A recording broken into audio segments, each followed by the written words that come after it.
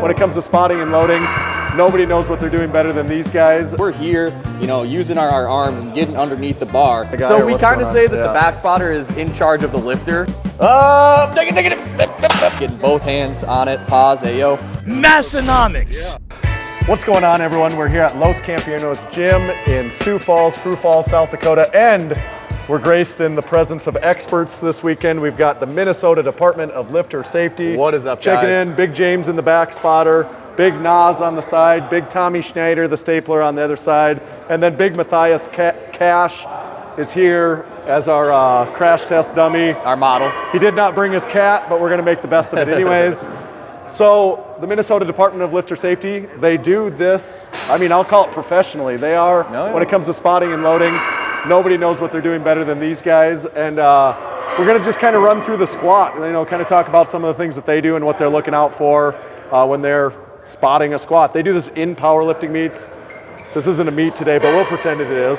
Matthias has lifted in a meet before, so he knows the drill too. Yeah. All right, so what is first? What's the rundown? Whether you guys are side spotting or back spotting, or what are you doing? Whether you're in, the gym or a meet, it's way safer to have guys on the sides, right? Like if you just have one guy on a back spot, like I'd give you like a 50-50 chance of actually saving the guy if he's gonna fail. So, go get a couple of buddies, get some guys on the side, and then get an additional one on the back. But as far as a side spotter, you get one on each side, and we're just underneath the weights. You see a lot of people doing it like this, which is like not what you want to do. bar. Like your thumbs could easily slip through there, and it's just kind of like a lot of room for error. So we're here, using our arms and getting underneath the bar, where if there is a fail, our elbows here, okay, I can get underneath the plates here, and we're just using our whole body. A couple other things, obviously we're staying with it, not just like, okay, oh shoot, now he needs me. It's like we're right there, ready to go. But it's really just being aware.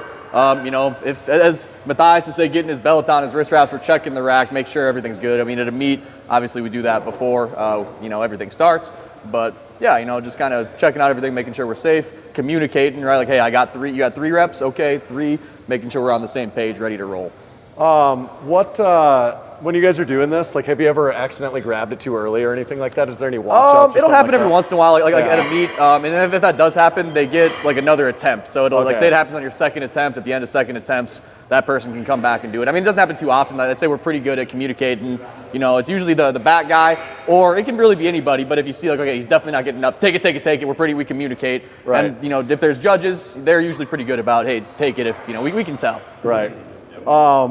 Preferably the lifter is staying with the weight. That's what they're always told to do at the meet. Absolutely, yeah. It doesn't always happen. What's the heaviest weight you guys have had to catch before from someone? 590 at the Lift Hard Live Z Classic 2 last year. Guys straight dropped. Those guys there never know what they're doing, do they? No, I can think of a couple other ones like at meets too. We've had a couple, 600, I don't think we've caught more than like 6 out of the air. Yeah. But, sometimes, the guy will dip out of there, and then it's like, oh, crap, we kind of look at each other like, oh, okay, we got it. And, sometimes you got to put it in the bench rack and then take off some weight, get it back up there. But we got some strong guys. A lot of times, even if the lifter gets out of there, especially if we got, this we're talking about a 3-man spot, but if we can get 2 extra guys, one on each side, a 5-man spot, it's going to be pretty easy to carry that weight back up there as long as everybody's in a good position. So Nas, if you're the back spotter then and you got to take the weight, what are you actually doing then? Are you hugging the guy? So we kind of say that the back spotter is in charge of the lifter more than the weight. So, Roniak's arms are going to be kind of underneath here. And just kind of making sure that they're not falling forward or anything like that, right? Okay. So you kind of want to have your arms. It's not like you have to have it right here. It's just kind of ready to roll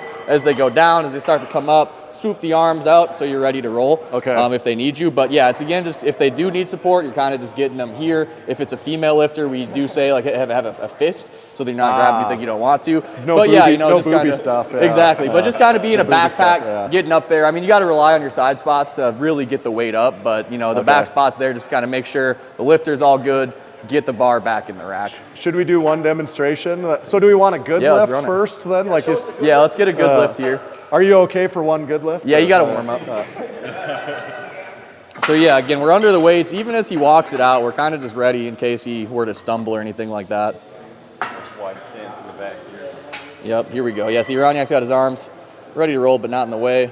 We're going down with them. Up. Here we go. And then we always like to guide him back in, make sure we get in the rack all good. Okay, then do we do one, you get to the bottom, kind of do a pause squat, I guess, and you guys know. Yeah, start to go up and then maybe come back down. That's usually the biggest fail. Is you see some downward motion. Anytime we see downward motion, that's usually when we're grabbing it, kind of to answer that question from earlier. Yeah. Here we go. Hey guys, stay close. His last attempt didn't look too good. Here we go. It's close to a max for this guy. Yep. Take it. Oh.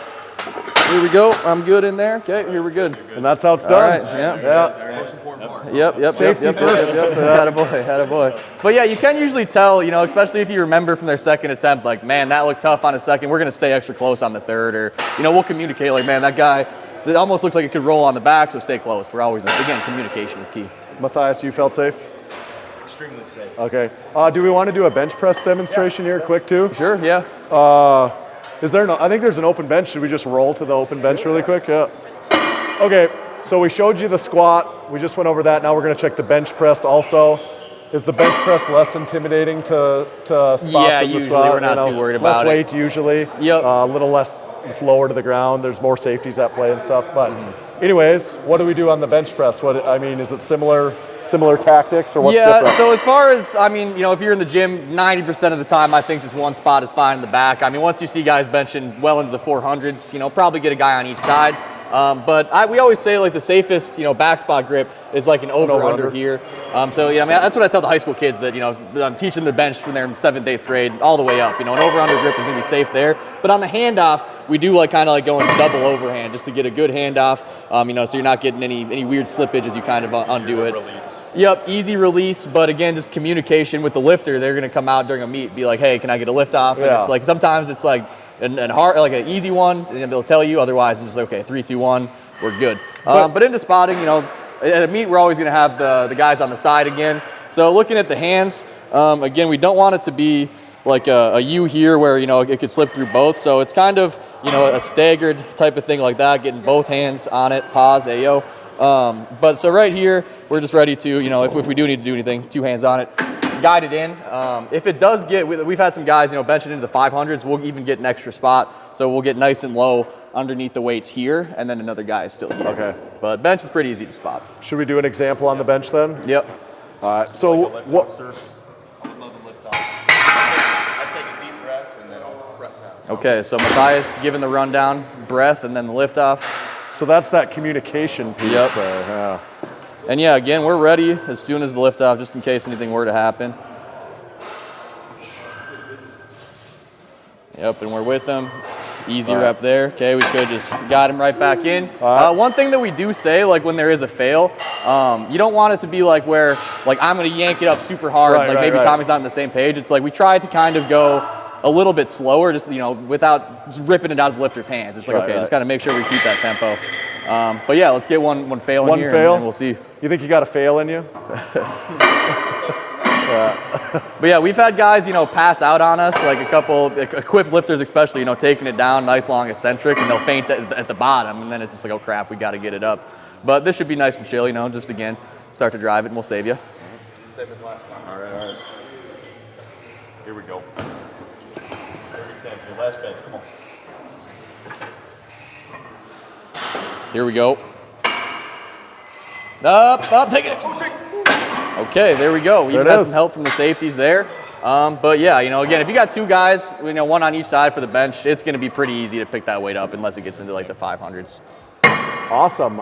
Thank you to Los Campeones Gym for hosting us for this event, this day in this video right here. Thank you to the Minnesota Department of Lifter Safety for teaching us all a thing or two. If you're watching the video, let us know something you learned.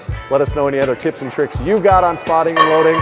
Make sure to like the video, subscribe, check out all our other videos on the channel. We'll catch you next time. Thank you for having us. Thank you. Yeah.